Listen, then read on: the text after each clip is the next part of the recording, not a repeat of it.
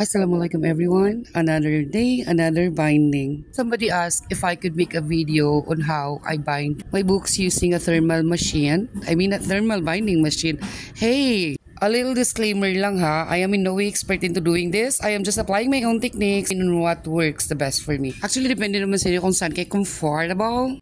Do I make sense? Yes, I do. Actually, me talking here just doesn't make sense. All you need to do is watch the video and you'll learn. My Marano viewers, tungkay ni Busa Sudi. Kauto, kalilipan sa Maranaw.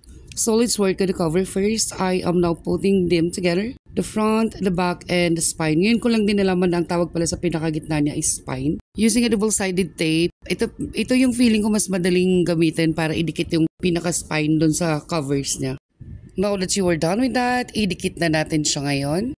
Please make sure na yung gitna mo or yung spine mo is kapareho ng size ng ibabind mo na inserts, which are the pages. And of course, Photoshop. I cannot make a project without this because feeling ko ito yung isa sa pinaka-essential. So I learned a new technique actually. Madali lang pala to kaysa dun sa squeegee na ginagawa ko na laging nagkakabubbles. So when I tried this, mas napadali ang buhay ko. Char.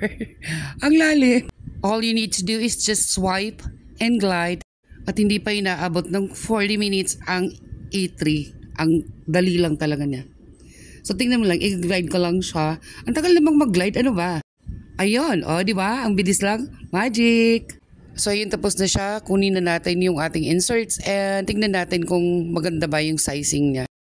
Now, preheat your machine and taking your glue strips, ilagay mo na siya ngayon sa inserts mo. Actually, you can also put this directly on the cover. Pero since pre-binded na yung aking inserts, ginamitan ko ng binding glue. Doon ko na lang dinirect yung glue strips para mas madali lang siya. And this glue strips comes with glue na madali lang talaga siyang idikit doon sa pagdidikitan mo.